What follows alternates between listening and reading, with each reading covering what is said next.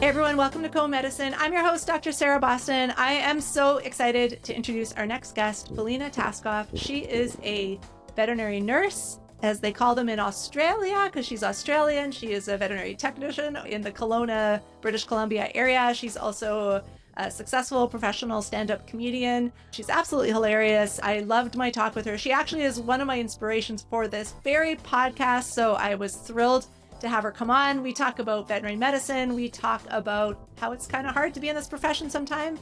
And we talk about comedy. So please enjoy my chat with Velina Taskov.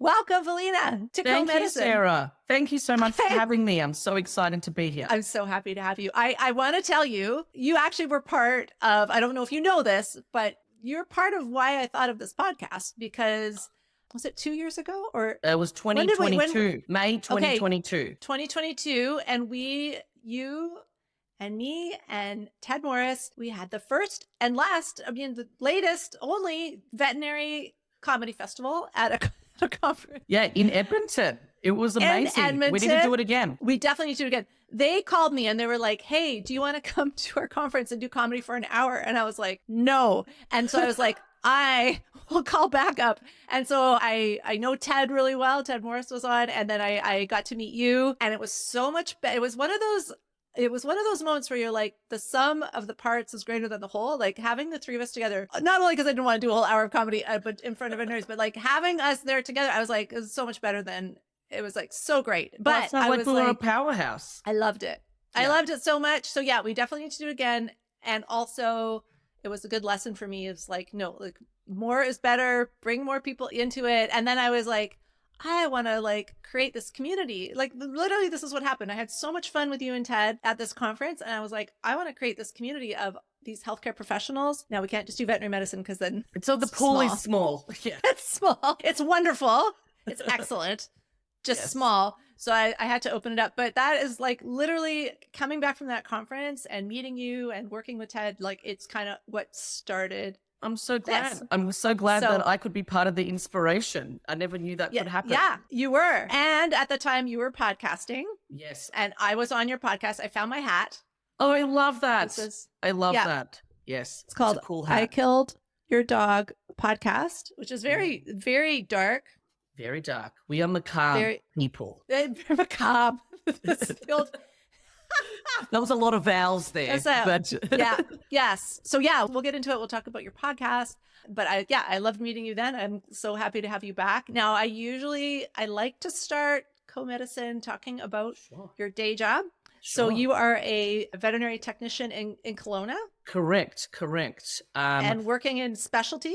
Look, to be honest, I haven't had a full-time job since 2020. I started in 2009, I want to say. I ended up in specialty. This was in Melbourne. And I'm going to say the clinic, shout out to Advanced Vet Care, because they took me on board as a wee baby vet nurse. And they took so care, like they just taught me everything. Like I graduated from school, did my practicum there. They hired me. The clinic was fairly new. It was like specialty surgery. Then slowly medicine came on board and emergency came on board. It was like 8 staff members. And by the time I left there, there's now 3 clinics across Melbourne and there's like 200 staff. So that place grew very quickly, but my career grew very quickly there. And then at the end of 2015, I decided that I needed to take a sabbatical. And it was quite fun because I was hands deep in a surgery with Big Boss. I call him the Big Cheese. And I said, hey, mate, I think I need to take a sabbatical. And he goes, 1 year? I go, probably 2.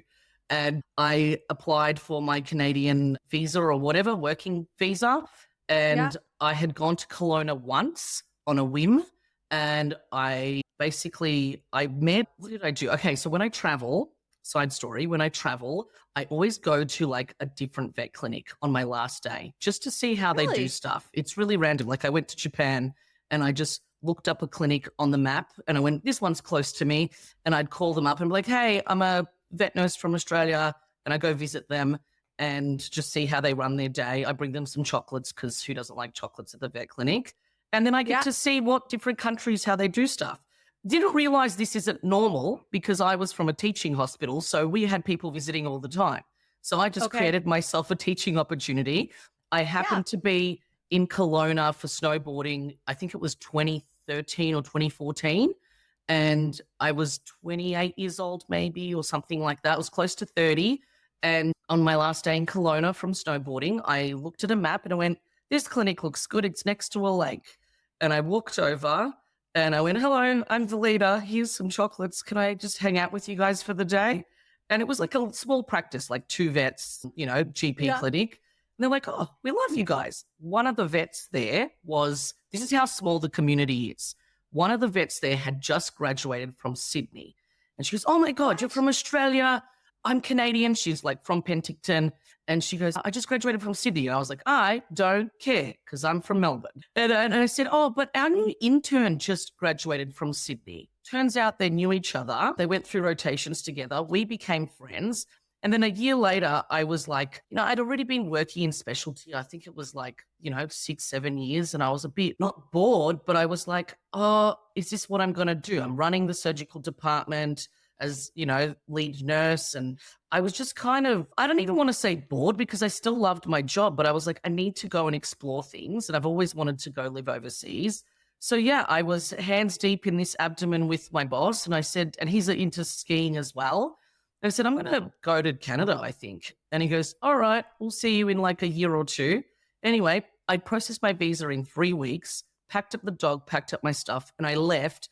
And as it turns out, that vet at that Kelowna clinic was like, I messaged her and I said, hey, how do you get a job in like Canada? Like in Australia, we have this website for all veterinary professions across all of Australia and New Zealand, and it's called kookaburra.com. And that's where you apply for jobs. But there's no, moose.com or beaver.com. No, there is, but that's different. It's a different site. Don't go. It'll be plus 18 to enter there. But anyway, and so she goes, I messaged her and I said, oh, how do you get a job in Canada? And she goes, hey, we've got a mat leave position. Do you want to come and work 3 days a week?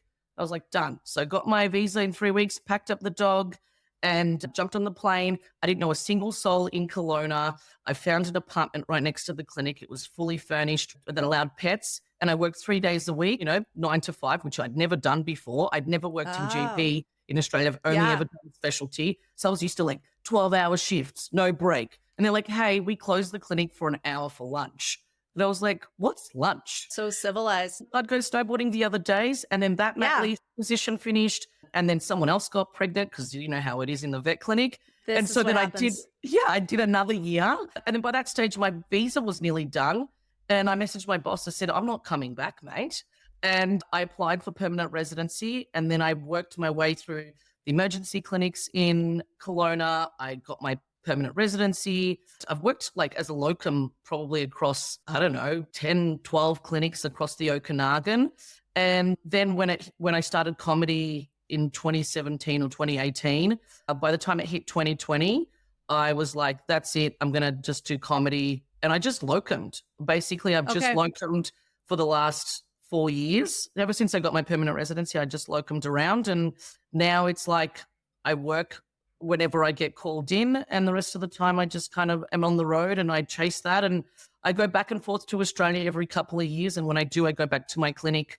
I just do a whole bunch of locum shifts. I just do emergency shifts or surgery shifts, make some money, and then I come back and I'm a bum over here. I love it. So that's my story. So that's a great story. I love all of that. It's funny. I used to give out mat leaves because when I was teaching in Florida and the students would be like, I would tell them, oh, if you're not sure what you want to do, just get a mat leave. But this was in America. And they had no idea what I was talking about. Oh, no, you just get a mat leave. I'm like, that's a great way to do it because you can just do 6 or 12 months, your mat leave. And they were just like, the mat leaves are like 4 weeks. That's not a thing. That's wild that it's only 4 weeks. They're like, all right, you've popped out the baby, off you go. Yeah. Get back in there, honey. Yeah. So anyway, but I actually, you just made me think of that because I actually think it's a great way for new veterinarians to dip their toe into a clinic because if you're someone for a year, it doesn't work out and it was just a mat leave, like it's fine, right? Yeah. Yeah, exactly. It's fine. And if it does work out, because it's a great clinic, someone else gonna have a baby. Gonna get pregnant. 100%. You can count on that. Yeah. I loved it. Yes. So I've really enjoyed, I think now, not just because I'm in comedy now, but I think now that I've been locuming for so long and I've got 15 years of experience as a tech, I don't see myself ever going back to full-time work. I don't think I could cope. I enjoy, when I go back to Australia, I'll go back for 3 to 6 months and then I will work a 50, 60, 70 hour week, just bang that out and have no life.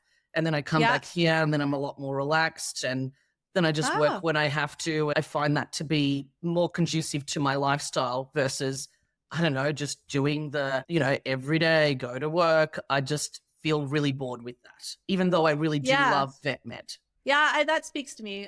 Because I'm working kind of, I like to say 60%. I call it surgeon full time. It's I love it. And people think, oh, you don't like it anymore. Or you don't want to do it or you're retiring. I'm like, no, I still love it. I want to do other things. So whether that's skiing or comedy, or whatever, if you're in Kelowna, you probably want time to hike and ski and do all the things. I think it's just because in vet med, there is a lack of work-life balance. And I think that's in all healthcare professions. So this is what I've found after years of experience. I think it's important to go in and do the hard yards of 5 to 10 years of full-time work to get, experience under your belt.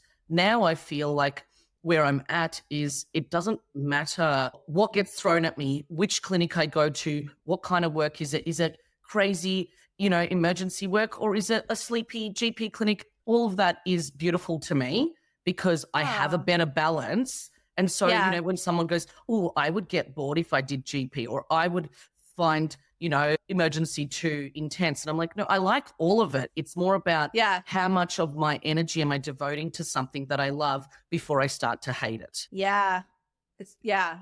Before it kind of burns you out. Because it is a lot. Well, you're kind of touching on this, but something I always like to ask people is for you, well, it's 2 questions. You can answer them whatever order you want. Sure. What is the biggest challenge of working within the profession and being a veterinary technician? And then what's the thing you like the most? Maybe I'll start with what I like the most. And I think that's changed over the years because when I first got into vet med, I was just I was a sponge. I was like, just give me all the information. I want to do everything. I want to know everything. I was happy to work an insane, 12, 14 hour shift. I loved every bit of I loved surgery. I mainly started in surgery. I loved all the gadgets in surgery, the drills, the bits and pieces and, just cutting everything up.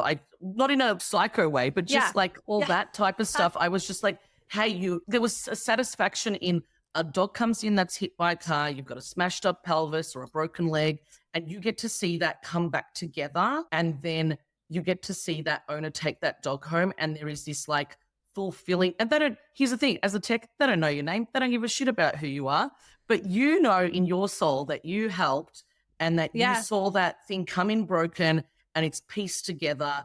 And I just adored that at the very beginning. That was my go-to. Then as I changed and grew a little bit, I think, at some point when you're doing 12 TPLOs a day, you get a little bit bored. You're like, oh, here we go again, cutting the leg, putting on the plate. It gets to be monotonous. So then I kind of merged into, ECC, and I liked the excitement of ICU and, you don't know what's going to come through the door. Is it going to be a, dog that's been shredded by a kangaroo? Is it going to be, that happens, Yes. No, I know. Yeah. Yes. Just that kind of just great. Yeah, of course. And just all that crazy stuff. You don't know what you're going to do. And just working on the fly gave me a new type of excitement. Probably because I have undiagnosed ADHD and I need to constantly have something different. But then that merged into that, and that was my favorite thing. And then slowly things started to change. And when I got to Canada, it was a whole new world for me because even though I dipped my toe in emergency here and in specialty here, I had never done really GP. I'd locumed a little bit in GP in Australia. I basically graduated nursing school and then I hadn't touched a dental in 13 years. And then when I got to GP, they're like, so can you do this dental? And I was like, how many teeth does a dog have? I don't know. I don't know the quadrants. I don't know the numbers. I'm the big one, And anyway, so then I got to learn in a different way. I had all this crazy experience and knowledge, but the simple stuff I didn't have. And so I got to learn that again in a GP way. And then also I got the chance to learn how to build rapport with clients. So then that started being my favorite thing. Like I actually really enjoy discharges. I like having a little chat. I like seeing, then educating owners on, good care for their pets. So I feel like as the chapters of my career have changed, my favorite things have changed, like the things that I enjoy the most. But I think one thing that's been a consistent line across all the years, I absolutely love teamwork. When you have a great team, you can have fun all day. That is my favorite thing. Doesn't matter if there's, dying this or crashing that. When you have a good team, you feel like at the end of the day, you've actually achieved something, and that's so satisfactory. And as I've become a locum, what I notice is I usually pick, because what I do is I'll send out an email once a month to just the managers that I know at the different clinics. And I'll be like, hey, these are the dates I'm available. I'm not doing comedy on these dates. So if you need me. And then normally it's first in, best dressed. Whoever emails me back, they're like, yes, we'll use you, so forth. But what I've noticed as time has gone on, I'm like, I like this team. I want to go to this job. They might pay a little less, but I have more fun there. So now it's more about like, when you have a fantastic group of people you work with, it doesn't even feel like work. But I've equally also been on the other end when you've worked in a terrible place, like just there's no autonomy or the place doesn't gel, and you're just like, this is torture. And yet the job is the same as the tech. Yeah. So that is definitely my favorite thing now as a locum is, am I going to have fun at work today, regardless of what walks through the door? Am I going to have a good chat with my, colleagues? Do we get to have a laugh? The funniest thing is always when, and I got to say it, when there's a dying dog and the client is like, could you please cut their nails? We laugh about that all the time, and that's what keeps you going. And it can be sad what we do. And so being able to have a good team where you get to laugh goes such a long way. And that's my absolute favorite thing. Yeah. That's, I guess, an answer. The challenge, what do I find challenging? Probably the opposite of that. It would be like, I find it really challenging because I just don't have the patience or the energy these days to be in a crappy work environment. And so when I have, we have listeners message us on the podcast like, oh, I hate my job, or I cry every day from work or whatever. And I'm like, just leave. Just leave. Go to another clinic, pick up and leave. There is nothing stopping you from staying bad space. And, it's not even necessarily ever one person's fault. Sometimes it's a culture thing. Sometimes it's mismanaged. I've been in management, so it's not always management's fault. If it doesn't gel for you, leave. And I think that's the thing I find challenging is when I have staff members in other clinics that they'll come to me and complain. And I'm like, hey, you don't like it? Get the hell out of here. It's not the end of the world. There are jobs everywhere across the world we are in high demand. So if you are highly skilled, there's no reason why you can't find another job. Yeah, it's not prison. I don't know. People sort of think I guess it's in their mind. There's a prison in their mind. But yeah, I've been in those situations. I've had jobs where I'm like, and then you're like, I think you go through like, you're like, is it me? Is it veterinary medicine? Or is it this place? And sometimes it's a combo. It could be a combo. It might not be a bad place. It may not just, maybe it's just not good for you, right? Like it doesn't have to be that the place is bad. It's just for whatever reason it's not working for you. So yeah, I think that's great advice. Like if you're, and you kind of need to find out. And the only way you can find out if it's, what is it, is like you have to go do something else and like from there figure it out. Absolutely. And like, here's the other thing. You don't ever have to leave a clinic on bad terms. You can say, hey, I'm going to go and try something else. And then hopefully you can have the door open so that you can come back. I mean, I go back to my clinic in Australia every couple of years and it's always a new team and I have the best time and I just like get to know new people. I get to learn new skills. Like I think as human beings, we can be a little bit scared of change. And change is a good thing. It's more about our outlook. How are we going to take that change on board? I love your outlook. I think it's great. I mean, I think locuming is also just a good, for anyone who is feeling, I know it's not why you did it, but it sounds like you did it more for like, I want a bit of freedom. Lifestyle. I want to ski. I want to go back to Australia. I want to do comedy. And so like having a 9 to 5, Monday through Friday, like it just can't work. Like you can't, Yeah. and I know for me, like working full time and doing comedy, like I tried that. It's really and hard. It's too hard. Like, it's too hard. When I was, just to add on to the challenging thing, as a locum specifically, these are the two challenging things. The computer system, because it's a different system at every place. Every time. And where does stuff live? They're the two hardest things. When you're going to a new clinic, where does the stuff? What drawer is what? And what buttons do I click on the computer? Where do I write my notes? That's the two hardest bits in locuming. Which is hard for people who don't like that. Like there's some people who would be really not thrive with like, oh, now it's another new computer system. And so I think some people would hate that actually. But also people understand you're a locum. Yeah. I mean, I'm not scared to ask for help. And I think that's the biggest thing. There's no dumb questions. People, I like chatting to people. That's how you get to learn stuff. So I look at it more like that is a challenge is, hey, I get to learn this new computer system. Therefore, that's going to make me more employable to wherever the heck I'm going to go if I know multiple stuff. So it doesn't matter. You just have to rise to that challenge and be like, okay, well, I'm going to fumble my way through this. If I need to ask someone, then you just ask for help. It's not the end of the world. All right. Before I leave veterinary medicine, I just want to talk a little bit, as much as you're comfortable, about like some of the other challenges that are kind of like bigger challenges in our profession, mental health. And I know that you've had some, like publicly, you've talked about it. And just as much as you're comfortable, can you talk about kind of like your journey and what you've gone through? Absolutely. So I think look, we all have ups and downs in this industry. And I think like particularly I find in emergency, when, you have these heightened moments of stress where you're trying to, keep things alive, I guess. And at the end of your shift, you have this like 12, 13-hour shift. I was always taught, or I guess I taught myself, is I'm going to compartmentalize. This is going to go in this little box. Like, I'm not going to process, this CPR I did. I'm going to think about that on the way home or when I go for a swim or something like that. So I found that COVID heightened that because COVID was crazy for everyone, obviously. And I feel like things changed after that, the way we looked at mental health.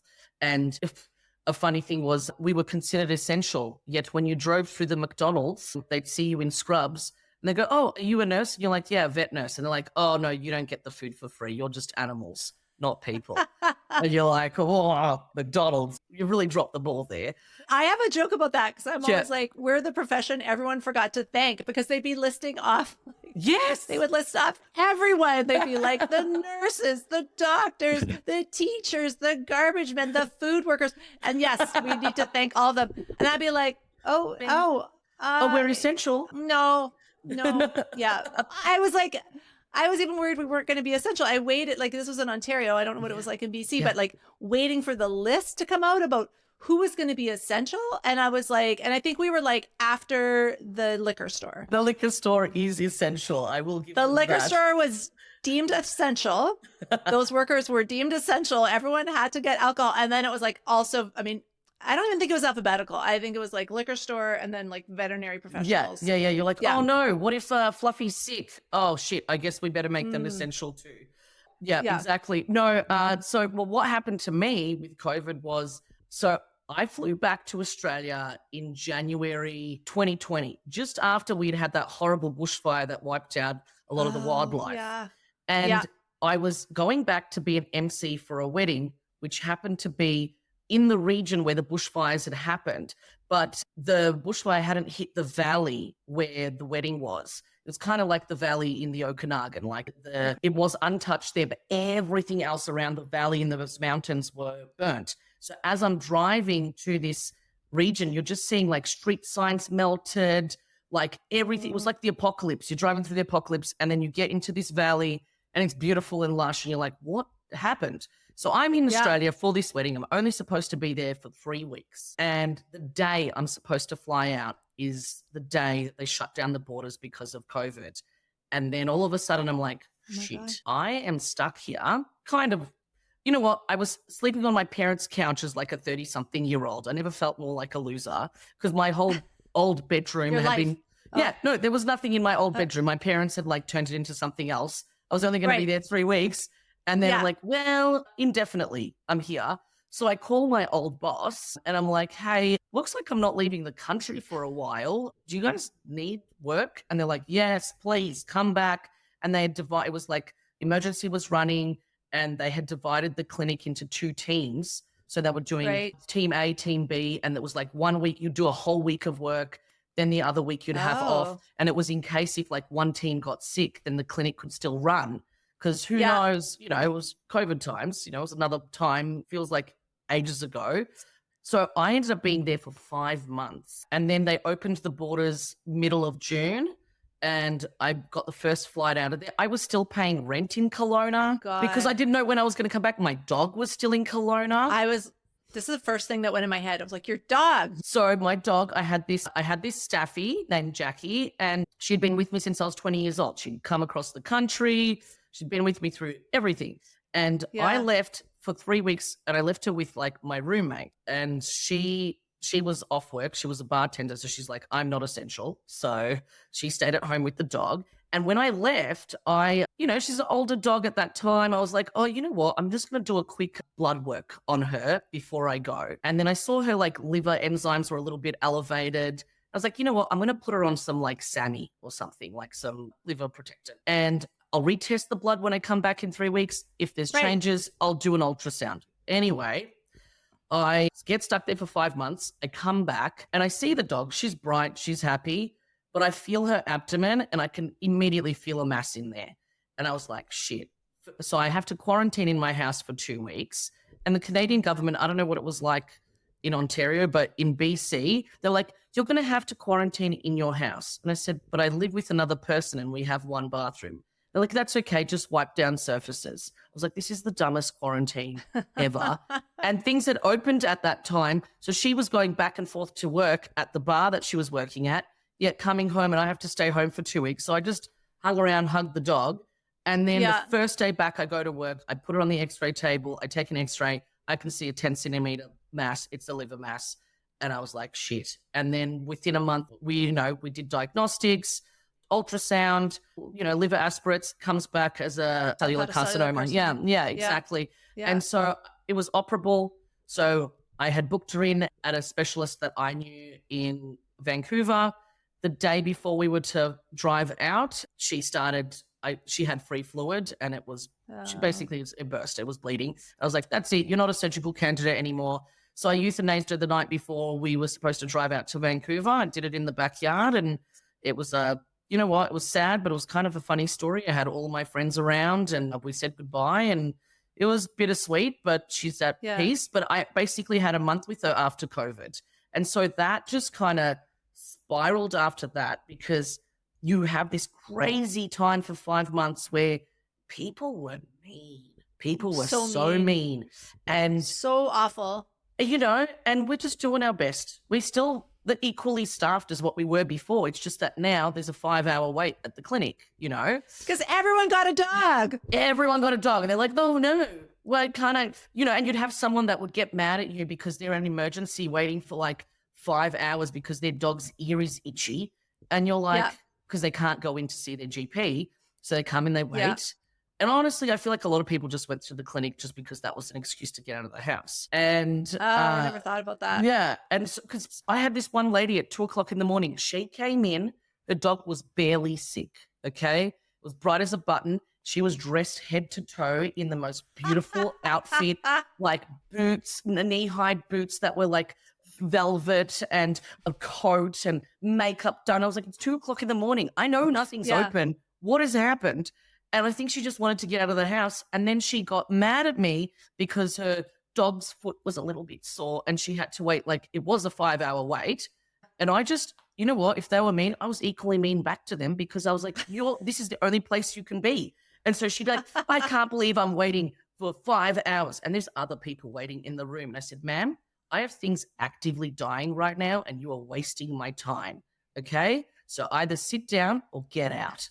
And the other people in the waiting room were like, ooh, we're not going to piss her off, And there was people that were lying. I had people that were like, at one point, it's May around this time, and someone comes in and they're like, my dog's been bitten by a snake. Pretty serious. You get bumped up at the top of the queue as far as triage is concerned. But then 4 other calls happen and they're all bit by snakes. And I was like, you know what? It's May. It's kind of chilly in Melbourne. Yeah. The snakes are going into hibernation. We cannot have 5 bit by snake dogs. And so then I stomp into, and they couldn't actually be in the waiting room. They'd come up and then we'd have to send them back into their cars and they'd have to wait in their cars. So I stomped downstairs and I can see people in the line of the cars. And I was talking? just stood, and they're all just hanging out at the front of the building. And someone had told them, if you say it's a bit by snake, seen first. And I stood there and I just went, okay, whose dog has actually been bit by a snake? Because at that stage, I will refuse to see all of you if you're lying to me. And I had this big, like, the sassy moment. And then came clean. And it was like, oh, my dog's got diarrhea. I was like, is it less than 24 hours? Yes. Okay. You're at the bottom of the queue. And that whole experience, that 5 months, coming back, putting my dog down, and then just trying to navigate through, okay, well, what's regular life now? Then I go back into locoming. And over the next few years, so the whole point with COVID, that's when I came up with the idea to come up with the podcast. And that was with one of the assistants that I worked with, Brittany Hartfelder. And I was like, okay, we need to talk about how messed up our mental health is because of COVID. And we called our podcast I Killed Your Dog, because we're actually killing that little black dog that little black dog of depression that follows all of us around. Oh, so no, I didn't know that. No one knows that. People get insulted. They're like, oh my God, I can't believe you called it that. Some people love it and other people, it's very polarizing. Yeah. And I love that. My husband's like, how can you wear it? Like, I wear this walking the dog. And my husband's like, how can you wear that? And I'm like, well, you did. You have killed people's dogs. Like, not on purpose. I mean, kind of, sometimes for money. For money. Well, if they're booked in for a euthanasia. That's where we came up with that idea. So Brittany and I were like talking about the challenges, and with the way COVID was, that period of 2020 and 2021, we'd open up, then we'd shut down. We'd open up, we'd shut down. And as we're navigating through that, our mental health was just like, I cannot deal with just people being assholes. And so we will, so people just how you end up hanging out with other vet people, you can't help but talk shop. It just always happens. You say, this case reminds me of this case, or this horrible client, or this nice client. And so we came up with that. And I said, and there was a time I was just super depressed. I was just like, I feel overwhelmed by the job. I feel like no one's appreciating me. Not just me, but that's how I felt like the industry felt. And so I was like, man, and I've dealt with depression my whole life, but I feel like I always call the depression that little black dog of depression. Sometimes it feels like a really big grizzly bear that's right behind your back. And other times it's a tiny little chihuahua that still is a demon, And so I was like, I think even though we don't openly talk about it, I wanted a name of the podcast to be something polarizing where it's like, you can't help but look. You're like, what is this? What is I Killed Your Dog?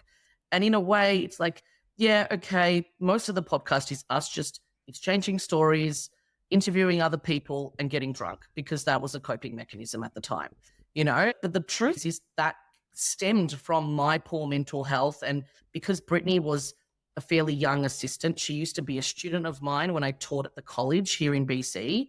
And then I hired her as a vet assistant, and then she worked her way up to manager. And, I was watching her growth, and, she's 10 years younger than me. So I'm watching her mental health, and I couldn't help but take her under my wings and be like, no, I can't let you suffer in this industry and get burnt out. So we just started talking about this stuff, and we were killing that little black dog of depression by letting everyone know that you can talk about the hard times and that it's okay. It's okay to be upset. It's okay. Yeah. So that's where that came from. All right. I love that. Actually, I thought it was more like cheeky than it is. It is. It comes across as cheeky. I felt like it was supposed to have a double meaning, because it is a bit cheeky, because I just want to talk about macabre stories, because everyone thinks our job is puppies and kittens. And really what happens is, behind those closed doors, man, we're taking out eyeballs. There's all sorts of crazy stuff happening. And we get to now share this. And I don't really care if people think that it's dark or whatever, because I'm like, this is still real life. This is what we do. And this is what we've signed up for. And if we can talk about it. And I remember when we first released an episode, I had it inundated with just messages on Instagram, and people would message me and be like, I used to cry every day on my way home from work because COVID has been so stressful. And now I listen to the podcast and I laugh and I don't feel alone because I know that I'm not the only one that's going through this. And that's where we springboarded off that. And then as time went on, we were doing weekly, then we were doing monthly. I interviewed people in Australia when I was stuck in Australia. And then I interviewed different people that I came across. And then shortly after you and I had met in May 2022, I went back to Australia for a few months. And then when I came and I worked, and then when I came back, I was having a really hard time, just difficult cases. And I don't think I was processing the cases that were difficult properly. I think in the past, I had a pretty good system like for my mental health where I could have a hard shift, compartmentalize everything. And my go-to thing is either going for a motorbike ride or going swimming, because it's just either you and the road and you get to like process all your thoughts and unpack that rather than stuff it down. Or when you're swimming, it's just you under the water. There's no other noise and you can just think about what you need to process, because I think it's important you finish a hard shift, it takes probably 2 hours to unwind.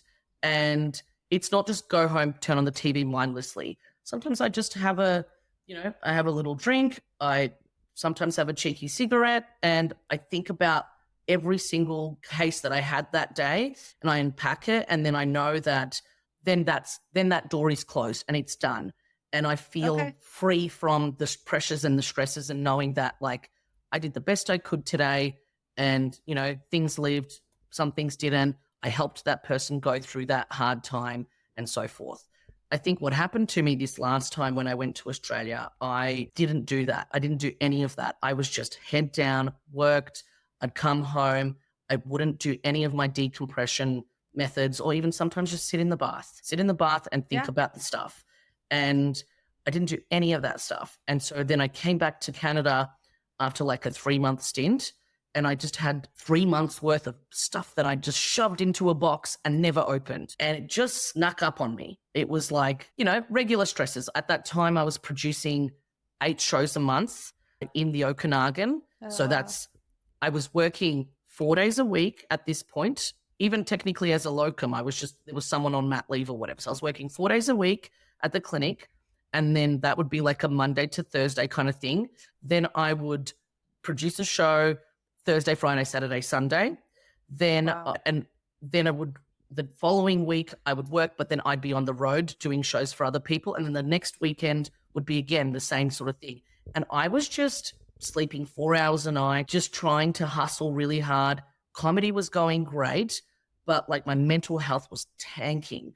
And at that point I love a good drink. I'm having a beer right now and that's fine. But I felt like I enjoyed drinking for fun. And I could tell at that time I was starting to drink to just numb myself, because I didn't want to feel anything.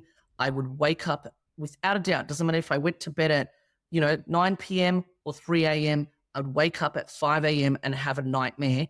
And it was the same nightmare with work.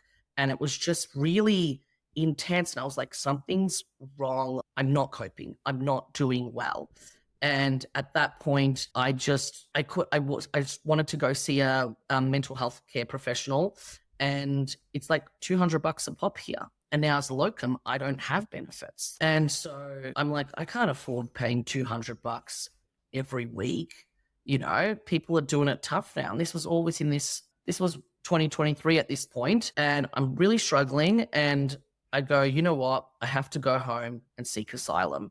I went back to Australia and I was there for like 11 months, and I just shut down. Like I had to, if I didn't do that, I think I would have, for sure I would have killed myself. And that's just being completely honest, because I could tell that I was just spiraling into this thing where everyone needed something from me. I'm busy with comedy, busy with work, but really I'm not coping with my inner demons. And I took a massive break, and I basically called my dad and I said, Dad, I'm not coping. I don't know what to do. I'm going to come home because I can't afford healthcare here. And in Australia, we do have free sessions for counseling. And I mean, I legit had a mental breakdown. I like got on I called my dad 2 days later. I booked a flight.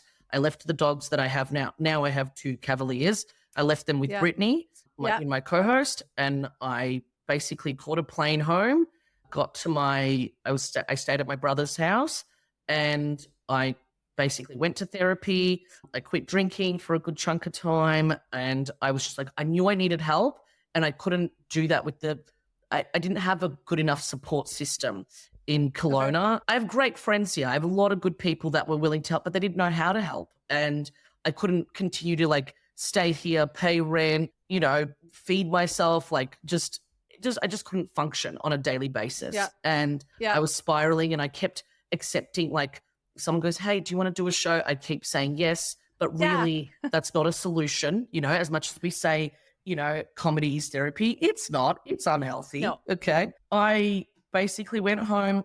I got free therapy there, and I basically just had PTSD from work. That's really what it was. And I didn't want to let that experience defeat me in vet med. I didn't want to be, I'm burnt out, I'm never going back to this industry, because it wasn't the industry's fault.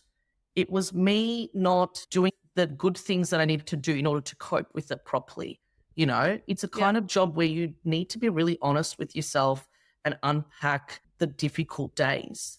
And I didn't do any of that. And so I think ultimately I was like, okay, I got off social media. I deactivated everythh, because I was like, if I'm going to focus on getting better with my mental health, I can't be scrolling and feeling FOMO or getting into a doom scroll and I'm like a high energy, hardworking. If I see an opportunity, I want to go for it. And so for me, I felt very like, if I can disconnect from this world and I almost had to cocoon. I had to go into a hibernation mode. And so I just stayed at my brother's house. I got back into swimming. I would go see my therapist.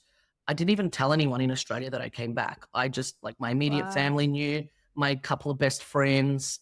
And then slowly I started like coming. It took me about 4 months. And then I thought, I'm not going to be defeated by this. And my best friend is a partner at the practice that I used to work at. And so I was like, I want to do a couple of shifts. I was doing like 1 shift a week, 2 shifts a week. I had no immediate plan to go home. I just knew I had to be back by September last year, because I had a wedding to MC again. So I was like, but I'm going to give myself, up to a year to get better. And I slowly got back into work, and then I'd go see my therapist weekly. And there were some hard days at work, but I got the tools back to get through it. Now I feel like I did like 5 years ago. I'm like right as rain. I'm ready to go. I know I've got the tools in my pocket to get through the hard days. I love vet med a lot, and it gives me a sense of purpose. I realize that I don't have to be the job. That's just a little portion of who I am, rather than being the job, because then that is very crippling. So I think, I really want to encourage other people who feel like they're spiraling, or maybe they're getting into burnout. And, everyone's situation is different. I had the luxury of going back home to my parents and my brother and being able to like hibernate. But honestly, the best thing I could have done was getting off social media. And I'm only just starting to be like, okay, let's not get overwhelmed, or let's not do too much. Like, I'm booked for shows. Yeah. I have work. I'm just trying to find a better balance, because my cup was so depleted that I had nothing to give anyone. And you have to have a full cup in order to be able to give it to others. And so now I feel like I'm finally there, and I'm ready to like get back into the podcast. And I'm hoping that, whoever listens to this or listens to us, the whole point is, let's get a laugh out of it, because hey, this is a really hard job. And if you're not laughing, you're crying. So I was crying for a long time. And I realize now that, comedy is a great outlet for me, but talking to other people when you're in a hole goes a long way. You just have to talk to the right people. Yeah. Well, thank you for sharing that. I'm so glad you're back. And also, I think it is good, anyone who's listening, because I think we have a lot of healthcare professionals that listen. I think everyone has had a moment where they feel like that, or just feel, I don't know. What I've been thinking about that just this morning. I was thinking about almost like micro traumas, like, Mm-hmm. because you just go through your day and like, without getting into specifics, like I saw a puppy who's not going to have a normal life. And it was like this family adopted this beautiful puppy and it's got a congenital problem. It's just not going to be good. This puppy might die. They're spending all this money. It's just really sad. And it's not necessarily a very fixable problem. And so you just kind of like, oh, you know, sick puppy. And you just kind of put that in and then you keep going. And then it's like, oh, like, you know, this cat who's super sick and the owner's so attached and this is really upsetting for them. And just, I feel like you just collect all those little stories or those little feelings. And then I think there is a moment where you're like, whether it's a big thing that's happened or like these little micro things, like there's a point where it's almost too much or you feel like you need to kind of process it. So that's exactly what I mean by unpacking those little micro traumas is what helps me get through the end of the day. If you don't do that, then the big thing is just going to knock you off your ass. You'll be hit by a truck. And so I think those little micro traumas that you talk about, it's like, talk to someone about it. Like, you know, when someone says, how was your day? Don't be like, good. You know what? Talk to your best friend. Talk to whoever you have in your life that can be like, hey, you know, this is what happened today. Today was hard. This is what I did. And then it's like out there and it's released. It releases your soul, you know? Yeah. Otherwise, you just hold on to it and then later on it's too much. Yeah. Well, I think it's always that expectation when people know we work in vet med and like usually a question people are like, they're like, do you love it? Like, do you love it? And I'm like, well, yeah, but sometimes no, like it's not, you know, like I think it's just an expectation of the public or we're not supposed to admit like our job's kind of shitty and sad sometimes actually, you know, like it's great. And then sometimes no, it's shitty and sad and people are mad or they're sad and we're seeing them on their, so yeah. I've had someone like, one of my pet peeves is when you meet someone and they say, oh, I couldn't possibly do what you do. I don't have the heart. And you're like, are you telling me I don't have a heart? Is that what you're saying? Like it happened to me like in Christmas, just before Christmas, I did a comedy show for the RCMP in Kelowna. And it turned out, I didn't know this. I just thought it was like, you know, the cops, but it was the homicide squad. Okay. They wanted it dark and dirty and they knew that's their release, right? They've all seen all sorts of stuff. But after the show, and I did a whole bunch of jokes about dead dogs and blah, blah, blah and whatever, but I didn't know it was the homicide squad at this point, right? So I've done all these outrageous jokes about, you know, dead animals and all sorts of other things.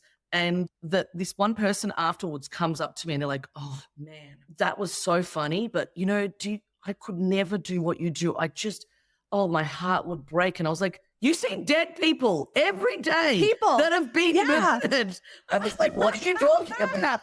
Are you insane? Anyway, it was the weirdest exchange, you know? It's almost like an insult when they say that, but they say it with such kindness and really I know. What a good thing. I get that one. Like I could never put animals down. And it's like almost like you're like, oh, cause I think it's great. Like, or I don't know. And then I'm always like, that's actually not even the hardest part of my job. That's actually the easiest because you know you're giving someone peace. Euthanasia is the treatment and it is also the most peaceful part. Like it sucks for the person missing the dog, but it's the best thing you can do for that animal. And so that's not the hardest part. The hardest part is navigating. I think the hardest part in vet med is literally navigating through people's funds when they make you feel like shit because they can't pay. And I'm like, hey, having an animal, it's a responsibility, not a right. Yeah, it's a tough one because things are so expensive now. And that's the other one that people always say. But the other one is people say, I want to be a vet, but I wasn't good at math or science. And I just never, like that one, I'm kind of like, yeah, those are math's important. Like you know what? To anyone who says that, I'm like, I got a D consistently in math all throughout high school. And now I can calculate drugs like that because it's one formula. So it's not the end of the world if you pour it at maths, okay? It's fine. You can still work in this, you know, not that we're not advertising it. No. But learn your times tables, children. You can do it, people. It's not that hard. I just want to give a quick shout out to our season 5 sponsor, ScribeNote. ScribeNote is the first AI scribe in veterinary medicine, and it's amazing. If you are not using an AI scribe, you guys, you got to get on it. Check out ScribeNote. ScribeNote was founded in March 2023. It's a pretty amazing story. Katie is a veterinarian. Her brother Ryan, who's an engineer, was following her around at work, and he recognized, hey, you vets, you're so inefficient. You're doing everything twice, sometimes 3 times. Let me help you with that. I've used ScribeNote in the exam room room, I'll just bring it into the room as an app on my phone, and I just let the clients know, and then I can talk to it and basically tell ScribeNote what I'm finding during my physical exam. It records it, it summarizes it, it's all there. If I have to hop to another appointment right away, it doesn't matter. I don't have to worry about remembering it all. ScribeNote's got me covered. It's also been fantastic for me for when I'm calling a client and I need to record that conversation, because we got to record everything now. If I have a 20-minute conversation, after that, I have another 20 minutes of typing. But now, no more, because of ScribeNote. So thanks, ScribeNote. Everybody check it out. I promise it'll make your life better. They have already helped with 2 million notes to date. That's millions and millions and millions of minutes that we get back. Thanks, ScribeNote. All right. I'm going to pivot to more fun stuff. You started doing comedy, you said 2017. It was end of 2017, I think it was. So what brought you to comedy?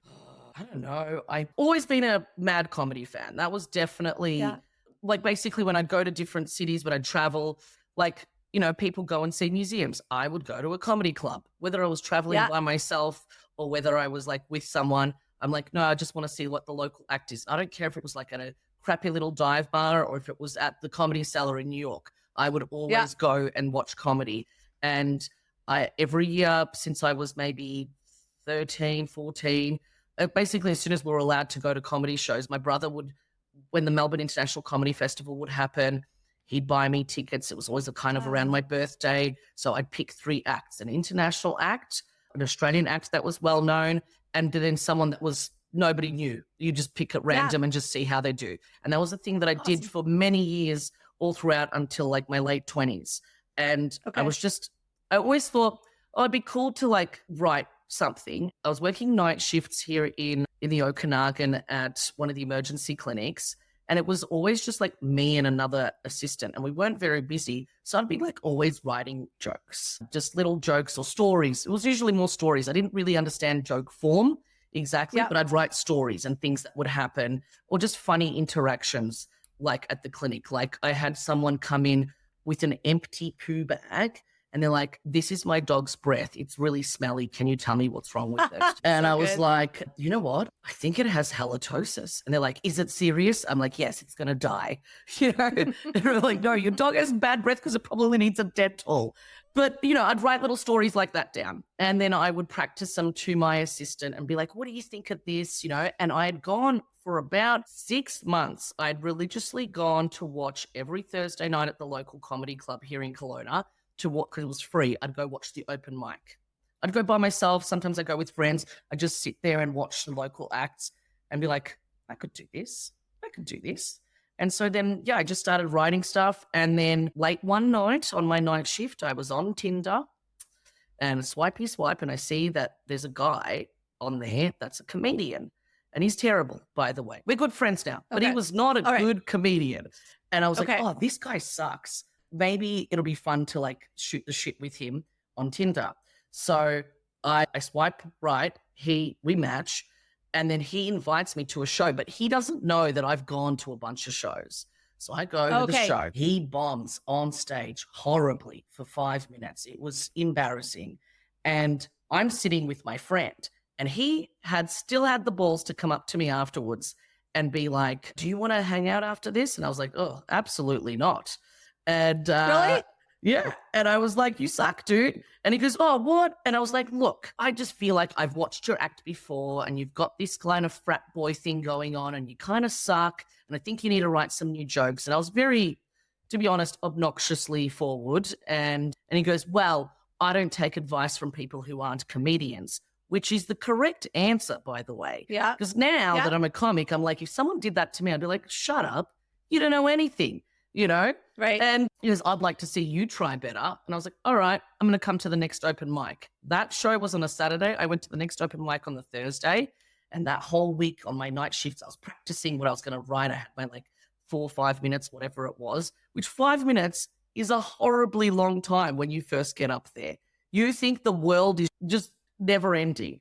But I had done, public speaking a lot. I taught classes.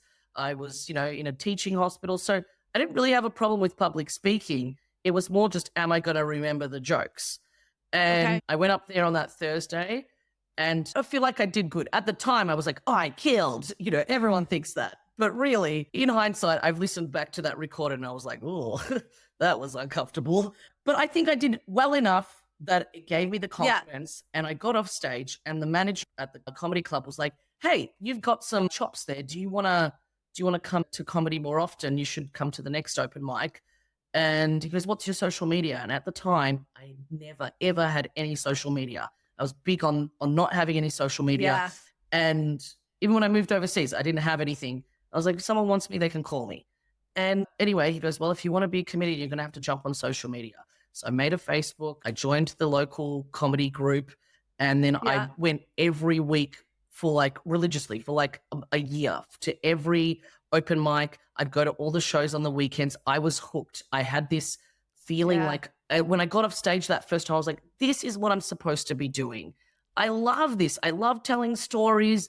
I love that feeling of making people laugh. There's nothing like it. It is the drug and the remedy as far as I'm concerned. Then it snowballed from that. And it just I started getting some, small spots at, pro shows or pro-am shows. And slowly I built myself up. I think people don't realize that with comedy, you really have to want it. And it can take, 5 to 10 years to even build yourself up to a point where you can, talk, actually be funny for even just half an hour, and even just deal with the crowds or the different spaces or areas where people don't know. It was just phenomenal watching that growth. I really enjoyed it. I put so much energy into it. And then by the time it hit sort of after 2020, once things opened up again, I was like, that's it. I'm going to start producing shows because there's a lot of room for that in the Okanagan. We only have one comedy club and there's wineries, breweries, all sorts of places. And people were starving to laugh after COVID. Yeah. And I liked producing shows. And then I started bringing in headlining acts from around the country. And that gave me an opportunity to have more stage time because I don't have the MC or middle. And I was like, cool, this was twofold. I get to network. I get to work with my favorite comedians. I pay them. I have great shows. And I get to get more stage time. So then that's how I developed my act. And then, things just started snowballing from there. And then the podcast came along and then I had a mental breakdown and now we're back, baby. Now you're back. Okay, no. So that's how I started. That's my comedy story. Okay, and I think this is where it's a good spot. I'm going to jump to your clip. I had the most Canadian day ever. Super Canadian. I work at a vet clinic, right? And this little chihuahua came in from Prince George. Yeah. And it ran up to a moose apparently and was like, wah, wah, wah, wah. And the moose just went, motherfucker. And just squashed into the fucking snow like a bug. I was like, well, they had to dig it out of the snow and shit. Yeah. I was like, what the fuck? Like that lucky chihuahua. I was like, I've been here 3.5 years. I've never even seen a fucking moose. What the hell? Not only did this chihuahua get to touch a moose, it became the definition of a moose knuckle. You know what I mean? They didn't train us that in vet school. What the fuck? I don't know. I grew up in Australia and I played a lot of Tetris. Did anyone else play Tetris growing up? I fucking love Tetris because I like the song, You guys remember this song? It was like dun, dun, dun, dun, dun, dun, dun, dun, dun, dun. Made me so happy. I was like, fuck, yes, I'm so smart. All the shapes in a row. It was awesome, right? But my mum and dad, they'd be like, Velina, you're never going to amount to anything. You play way too much Tetris. I was like, fuck you. Because now I'm a veterinary technician. I was like, yeah, fuck yeah, right? Don't get too excited, lady. I cut cat balls off and euthanize things. You know what I mean? Not in that order, okay? I don't keep my trophies. That'd be weird, right? I don't know. But I didn't realize that I use Tetris in my everyday job, man. Every fucking day I use it, right? Because you guys, when an animal comes in to get euthanized, don't get too excited. You have two options what you can do with the body. Okay, option number one, you can fucking take it home, turn it into a hat, bury it, I don't give a fuck, whatever. Not my responsibility, right? Option number two, right, is that when it dies, it goes into a body bag, and then once a week the cremation company comes and collects it. I know, fucking once a week, And sometimes the body dies in a weird position. And then there I am in front of the freezer just...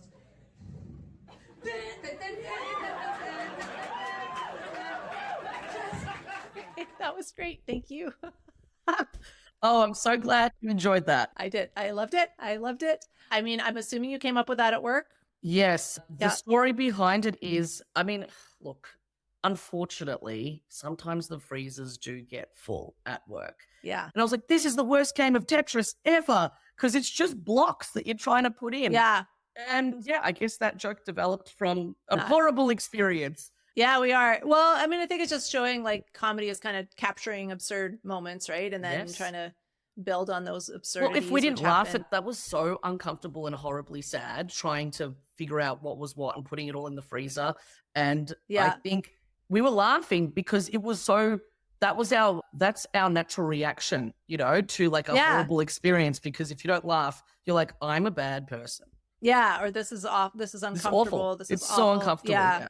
All right. So, I mean, you talked to us a little bit, but how are you writing jokes? Are you writing on stage? Are you taking notes? Or Look, if I'm often writing just notes, I'm a very textile, like I have to physically write to remember stuff. okay, But I Yeah. don't handwrite like the whole joke. What I do is okay, when I first come up with an idea, I will put it in my notes, like in my phone notes, right?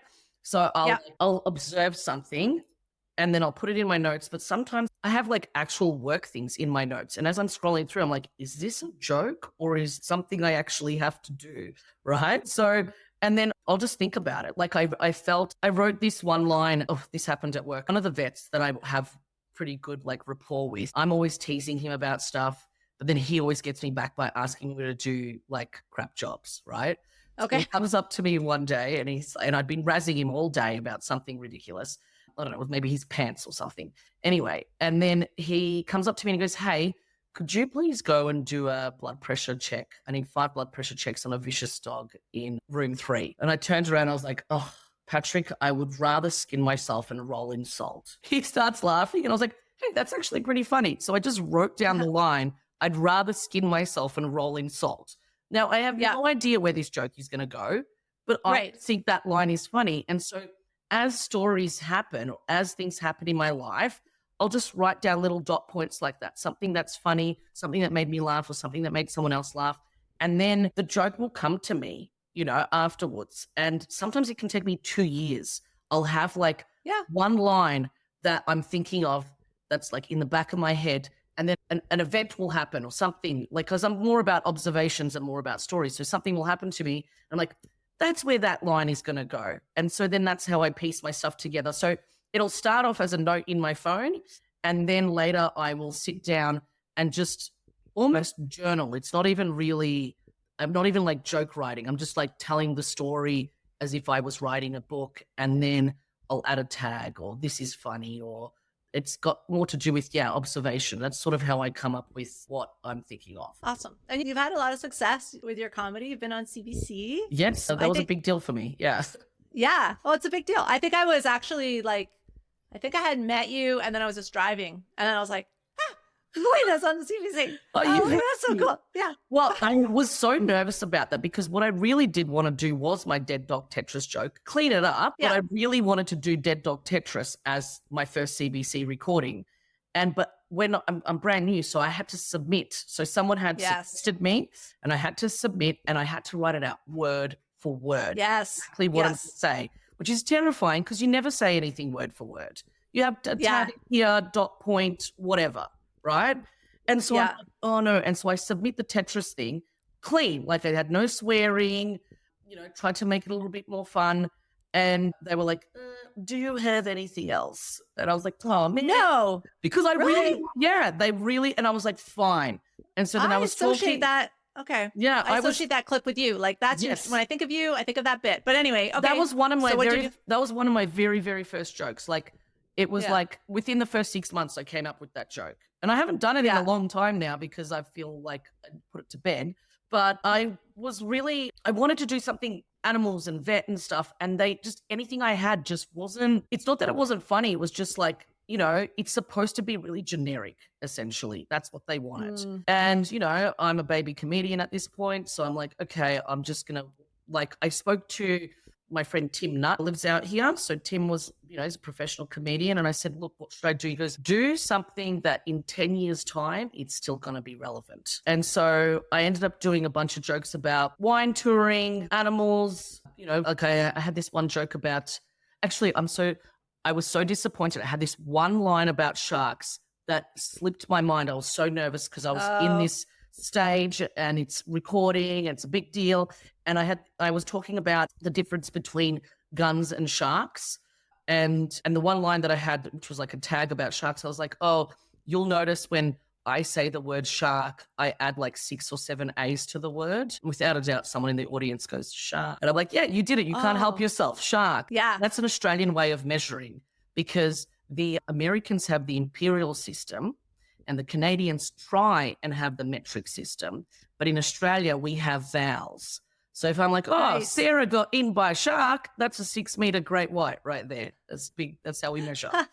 Yeah. So I didn't do that line, but I just basically did like jokes that were going to be relevant again in 10 years. So Yeah. I kind of hate that recording personally, but I think that's how all comics feel when they record something. They're like, oh, it's never like, we're such perfectionists in that way. Oh, yeah. So, Well, I think it's just a great accomplishment that you did. So that's how I look at it. But yeah, it's always going to be like that. You're going to look back and be like, oh, I forgot to do this one joke. That happens to me a lot. I have like even my favorite little line and I'll like get off stage and I'll be like, oh, I didn't say it.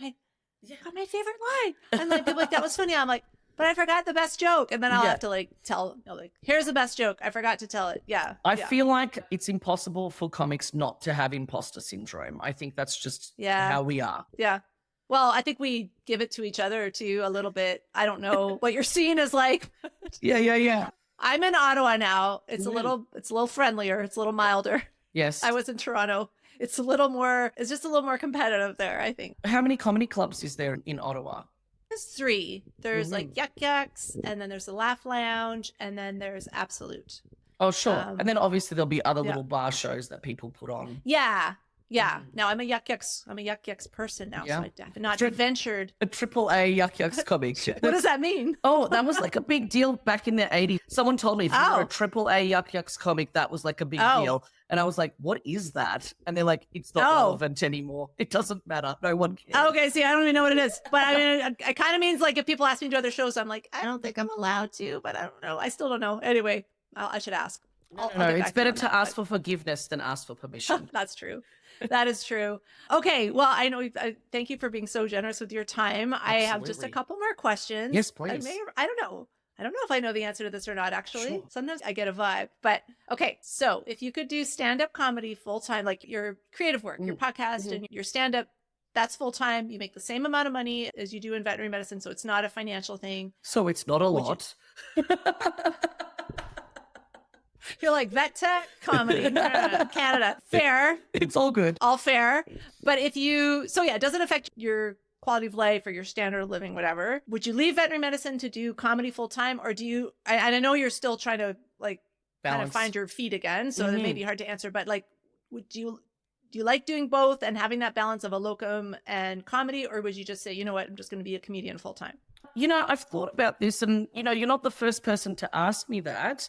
I think as long as I like what I'm doing in vet med and I like the team that I work with, I would always like to be in vet med. Like I could become the next Ted Morris, or the next Sarah Boston. I could be doing professional comedy, but I don't know. I love vet med too much. There's a lot of things that are hard about it. But I think as long as I like it, I will continue to do it. So even if I was, selling out stadiums, which will never happen. But if I was, doing big shows and I could do just comedy full time, I think for me, it's important my comedy comes from regular life. So I need to be like living my regular life, snowboarding, vet stuff, hanging out with my friends, traveling. I need to do regular life stuff in order for funny things to come to me. I think if I was just a full-time comedian, and I love being on the road, don't get me wrong, but it can be like, in a way, it's just like, all right, drive to the next town. Like tonight I have a show in Kamloops and then tomorrow I have a show in Sycamoose. So then you drive to the next town and you do the show. And then if you don't have regular interactions, I don't know if my comedy would thrive. And Yeah. I wouldn't just stay in vet med because I want comedy to thrive. I would stay in vet med because I like the team and I like the work. But if I hated the team and I hated the work, I wouldn't do it. Yeah. So Okay. I can't imagine like where I'm at right now with comedy and vet and whatever success that I've tried to forge with my hustle. I envision kind of being in the exact position I'm in right now, but just bigger shows, better money. But I want to, like a goal of mine would be to travel with the podcast. I like the freedom that I have right now, but Yeah. I really still like, I like going to work. I still like my job. And I think I'm really lucky because I work for a really good clinic here. Like I've locumed at a lot of others, but this particular one that I'm doing a lot of locuming for at the moment is my favorite. Great. I like the team. They've been my friends for a long time and super supportive. And they're supportive with my comedy too. So I don't imagine like things changing. I just see them being bigger. That's all. Yeah. Oh, that's great. That kind of resonates with me because you do see like some of the really famous comedians, and Ellen DeGeneres, her second last special kind of was joking about this. Whatever you think of Ellen DeGeneres. Yeah, but, like, yeah, she sure. called it relatable because it's like Yes. once you get so rich and famous, you're not living a regular life. So nothing's relatable. like- yeah. And so much of comedy is making people go, oh, I feel like that, or I've thought that, or they didn't think of it, but as soon as you say it, they're like, that's so true. Or, you know, and if you're like, living this completely different, and you do see some of the specials, they're kind of like, I don't know. I'm just like, it's because okay. I think what happened, there's this interesting thing in comedy where like the more famous you get, it actually is hard because I think you have a fan base, so they're going to love you no matter what. But then it's really hard for you as the comedian to gauge, was this my most creative piece that I've put out? Because you have the fan base, which is what you want. And I think like most comics that I know, they don't want fame. Fame just happens to be a byproduct of being successful in comedy. But you don't actually, there's most comics that I know anyway, they don't actually want to be famous. They just want to go in, tell their jokes, feel good about telling jokes. And then I don't want anyone to talk to me after the show. That's kind of mostly how I am. And I'm a social person. So I think it must be hard for a lot of comics that do get famous because then how do you gauge, was this, that you lose touch with society or, and I love hanging out with comics. They're my favorite people. But sometimes then when I hang out with like normal people, I'm like, oh no, I am insane. Because I'm thinking, I'm like, oh, I can't say the crazy shit that's going on in my head to regular people. But I feel like veterinary people, what I adore about them, they are all naturally comedians because they've seen all sorts of crazy stuff. So I feel like this melting pot of like merging of veterinary medicine and comedy just came together so nicely for me because I love hanging out with vet people and shooting the shit with them. And I like doing that with comics. But when I hang out with anyone that's like, you go to a party and someone goes, so what do you do? And you're like, comedy, vet man. And then they go, I'm an engineer. And I was like, ugh, boring. Like I cannot. Really? I will literally out loud say, that's so boring. How do you live? Like, when someone goes, I'm an accountant. I'm like, that must be exciting. I can't. I can't. You're like, I have no interest in that. Yeah. I don't know. I thought you were going to say the other way when you're at a party and you say you're a veterinarian, then it's just like, whatever, they got to tell you about their dog. Oh, yeah. No, but I'd actively tell them, I go, do not ask me. Oh, this was another thing that aided, this is another thing that made my mental health go to shit when I was in a bad spot was every person was asking me for advice. And it was people that I didn't know. And I know that happened in the past for me, but I had zero capacity. So when I was like fully in my dark hole and then someone was like, hey, I don't want to pay to go to the vet. Do you mind giving me some pills? I'm like, I'm not a fucking walking pharmacy.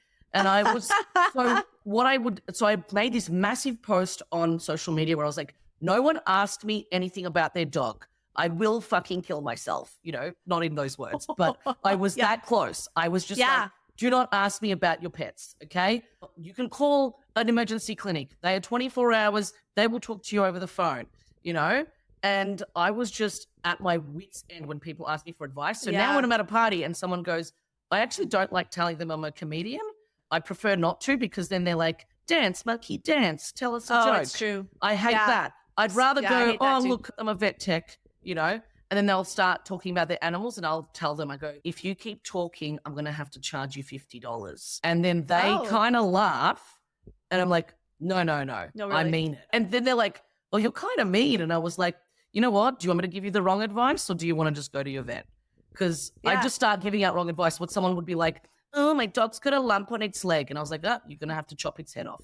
It's not going to make it. Like, just terrible advice. If I start giving terrible advice, I'm like, you know what? Shouldn't have listened to me. We're at a party. You're stoned, I'm stoned. What are you asking me for? Like, this is insane. Yeah. Or I turn around if someone goes, oh, what do you do for work? And you say vet tech, and they ask me about the dog. And then I said, what do you do for work? And they'll be like, oh, I'm an accountant. I'm like, oh, do you mind doing my taxes like right now? Could you do that for me? And then they realize that they're being inappropriate. Yeah, it is weird. I don't know why people do that. And I think they do it to physicians as well, but maybe not as much.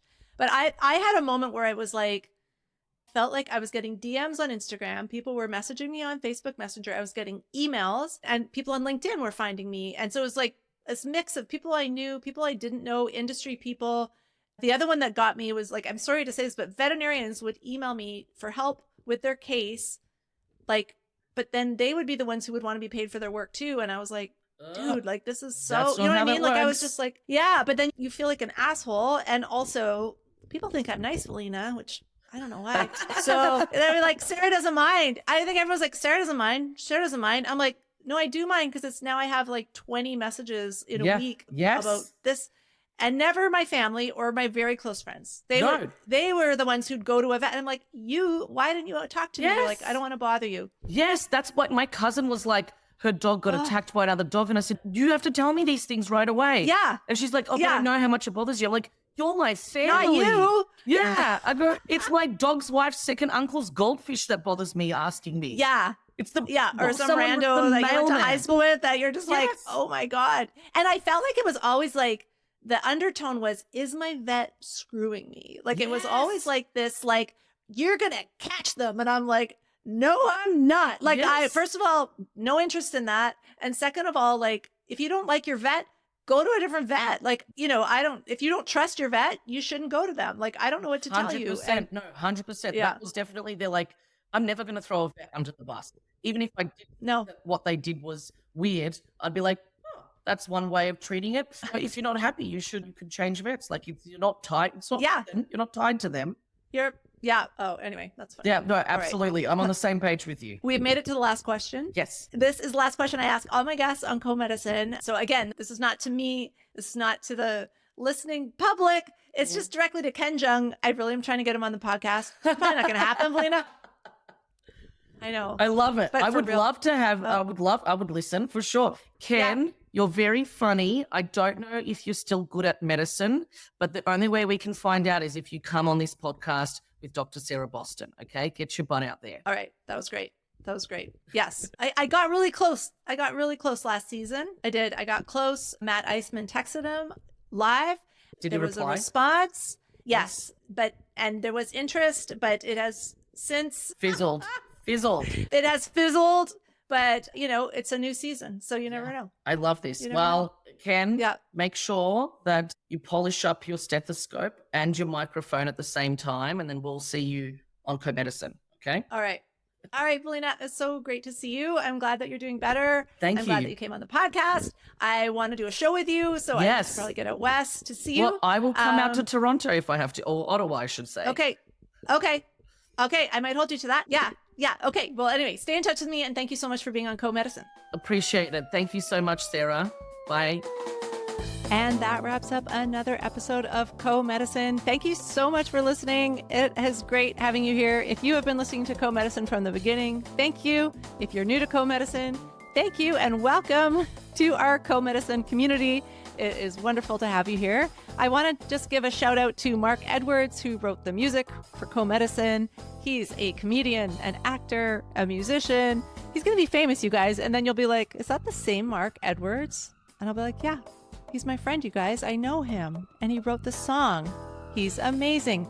Also, big shout out to Dustin Bays. Thank you for editing the show and producing it. I appreciate you, because I don't know how to do that stuff and I don't want to learn. Yes, it's willful ignorance, I think, at this point, but I'm so glad Dustin is here with me, helping me out with the show. And thank you for being here. If you enjoyed this episode, please like it, share it, do all the things, review it. If you're a sponsor or a potential sponsor, call me. That would be great. If you don't like the show, I don't know why you're still here.